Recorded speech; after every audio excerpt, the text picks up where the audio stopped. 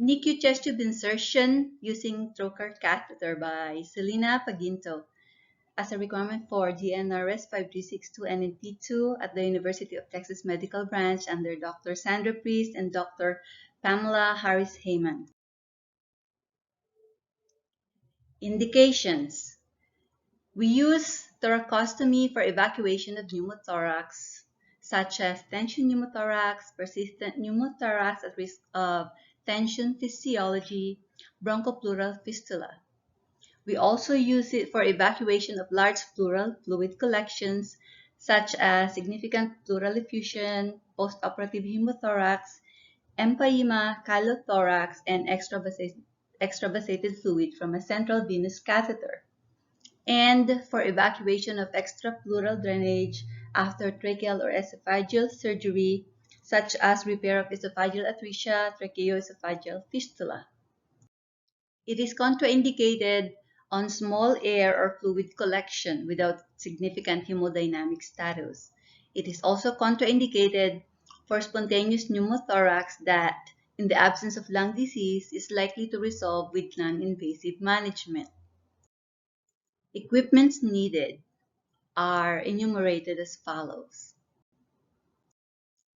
Using the straight chest tube with Trocar has the advantages and disadvantages.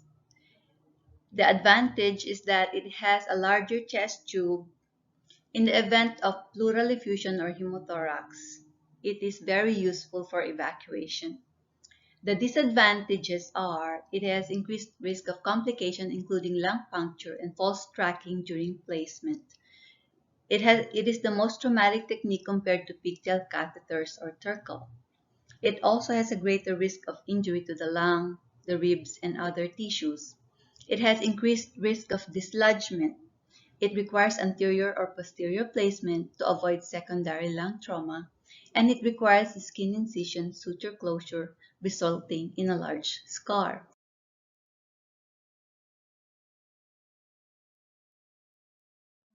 Preparations.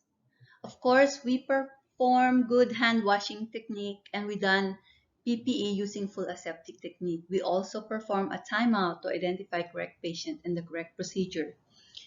We want to make sure that we locate the air collection by auscultation, knowing that there's going to be decreased air entry on that affected side and a shift of point of maximum impulse towards the other side. Transillumination also confirms the diagnosis, including chest, radiograph, and ultrasound. We want to provide ventilator support as needed. We want to monitor cardiorespiratory status and vital signs, and we move any electrode away from the operative side.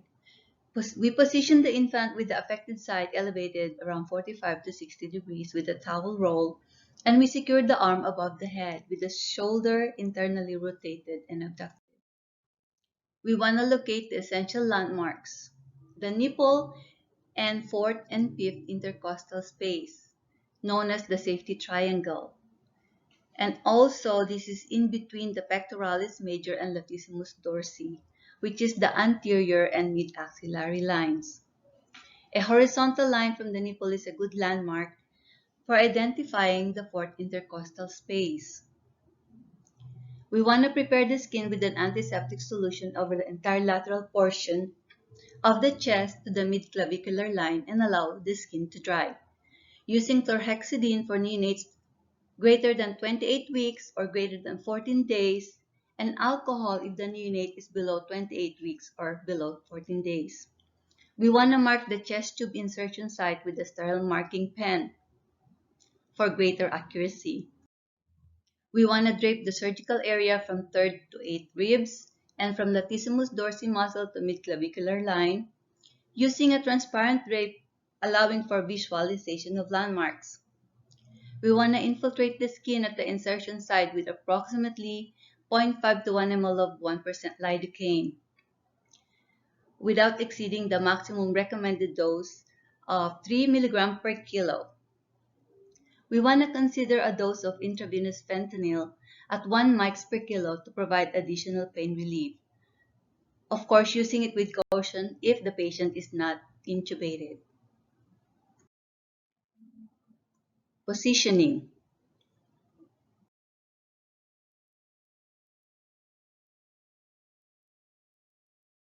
Procedure for trocar chest tube insertion.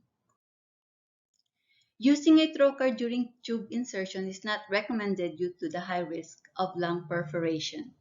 Blunt dissection to the pleura is preferred with puncture of the pleura by the tip of the closed forceps. With the scalpel, we make a 0.5 to 1 centimeter skin incision overlying the rib, which is the fifth rib. With the curved hemostat, we bluntly dissect cephala to the fourth intercostal space, which is toward the patient. We place the forefinger not further forward than the curvature of the hemostat to prevent the tip from plunging too deep into the pleural space. We puncture the pleura immediately above the fifth rib by applying pressure on the tip of the closed forceps with the index finger. A definite give will be felt as the forceps tip penetrates the pleura. There may also be an audible rush of air and visible fluid leakage. Secure the distal end of the catheter with the hemostat, leaving the tip of the catheter. We insert 1 to 2 centimeters into the opening and we turn the hemostat 180 degrees away from the patient, directing the catheter towards the wall of the pleural cavity. We secure the catheter firmly as we remove the hemostat, and then we use that hemostat again to guide the catheter, directing the chest tube cephala and anterior toward the apex of the thorax or towards the mid-clavicle. By dropping our wrist and the hemostat handle toward the patient as we advance the catheter slowly. We ensure that all side holes are within the pleural space, and the predetermined depth is approximately 2 to 3 centimeters in preterm infants and 3 to 4 centimeters in term infants. We observe for humidity or bubbling in the chest tube to verify intrapleural location. We connect the tube to vacuum drainage system and observe fluctuations of the meniscus and pattern of bubbling. We avoid tension on the tube while connecting to the drainage device, and we secure the chest tube to the skin with a suture, using one suture to close the end of the skin incision, making an airtight seal with the chest tube, and using the free end of the suture to secure the tube, taking care not to compress and impinge the tube. We don't want to use a purse string suture because this could result in a puckered scar. We apply petrolatum gauze around the incision site and we cover it with a small semi-permeable transparent dressing, and then we confirm it with X-ray. In the event of severe cardiopulmonary compensation, confirmed by transillumination and chest radiograph, emergency thoracostomy using the straight chest tube with trocar can be utilized with using a gentler or much more careful technique. With the scalpel, we also make an incision of 0.5 to 1 centimeter on the anterior of the fifth rib.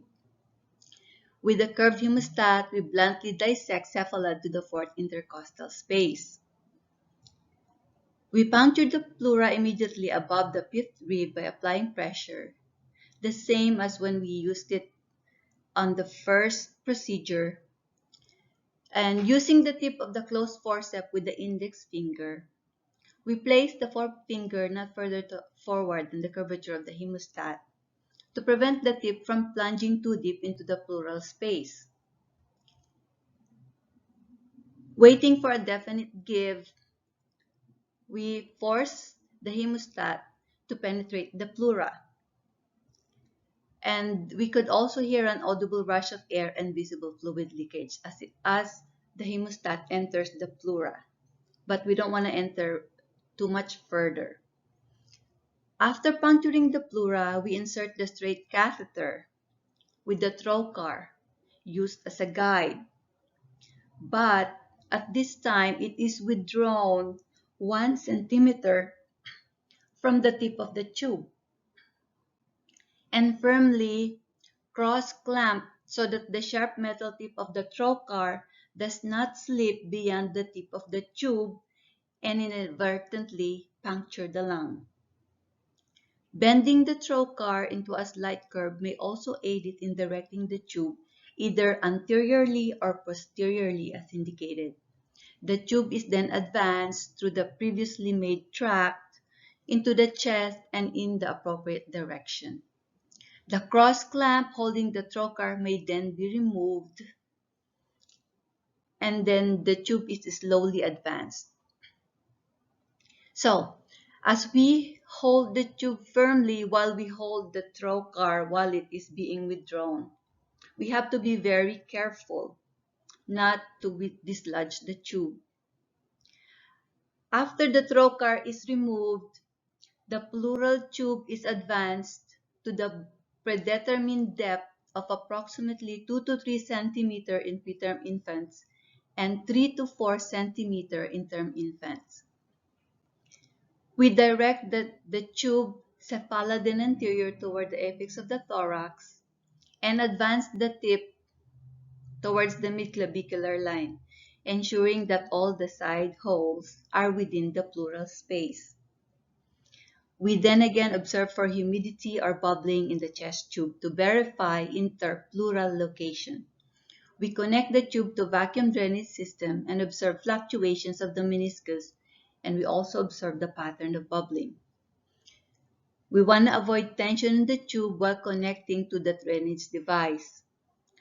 We secure the chest tube to the skin with a suture, using one suture to close the end of the skin incision, making an airtight seal with the chest tube, and we use the free ends of the suture to secure the tube, taking care not to compress and impinge the tube. We don't want to use a purse string suture, which could result in a puckered scar. We apply petroleum gauze around the skin incision and we cover it with a small semi-permeable transparent dressing. Then we confirm its location by X-ray. Post-procedure. Post-thoracotomy tube placement needs to be confirmed because we want to secure the chest tube with a semi-permeable transparent dressing and surgical tape. We want to confirm anteriorly and posteriorly where the tube is. So both views are recommended to confirm the anterior course of the tube.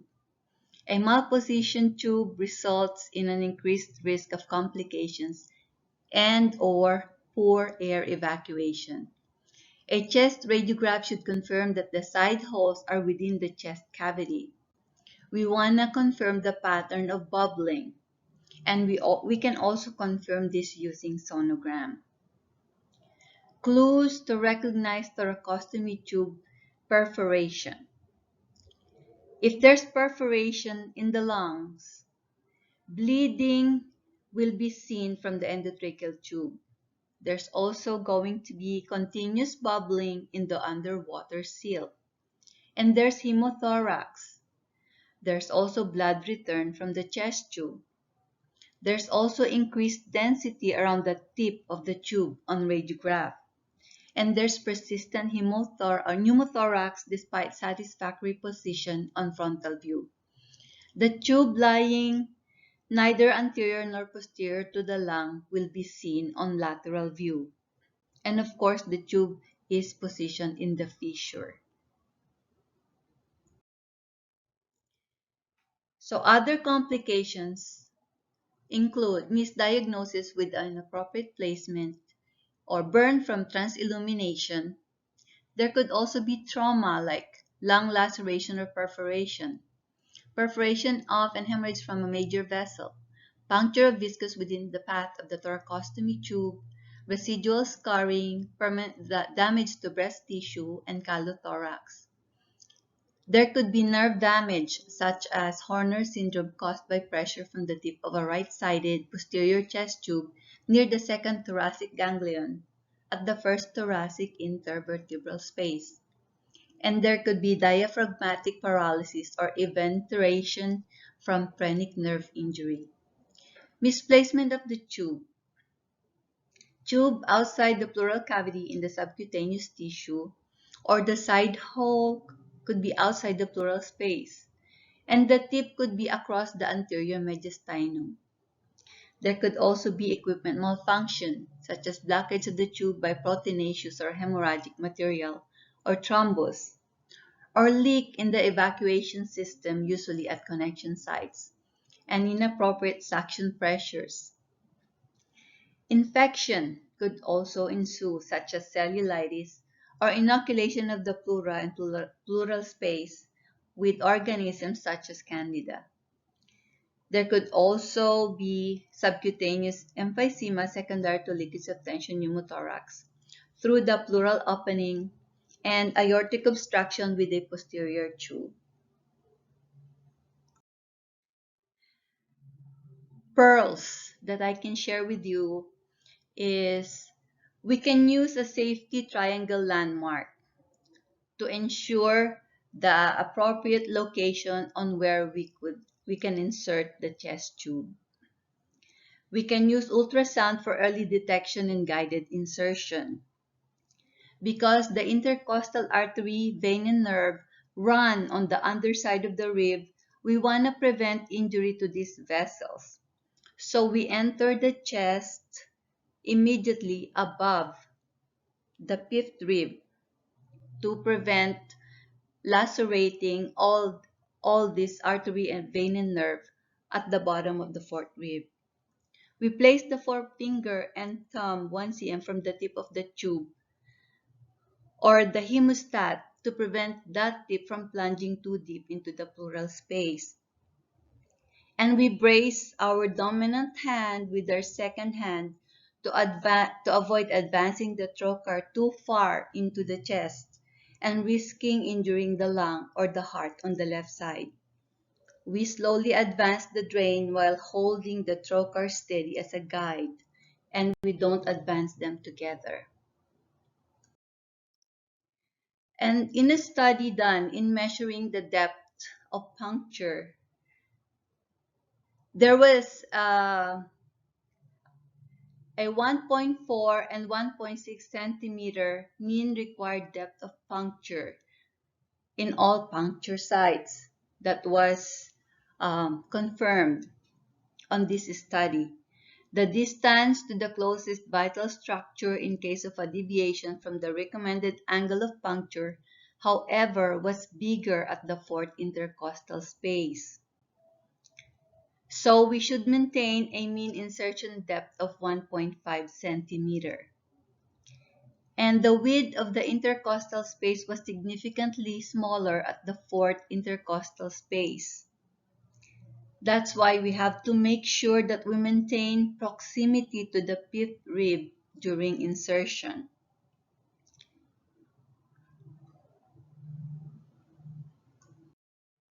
And that ends my presentation. Thank you very much for listening.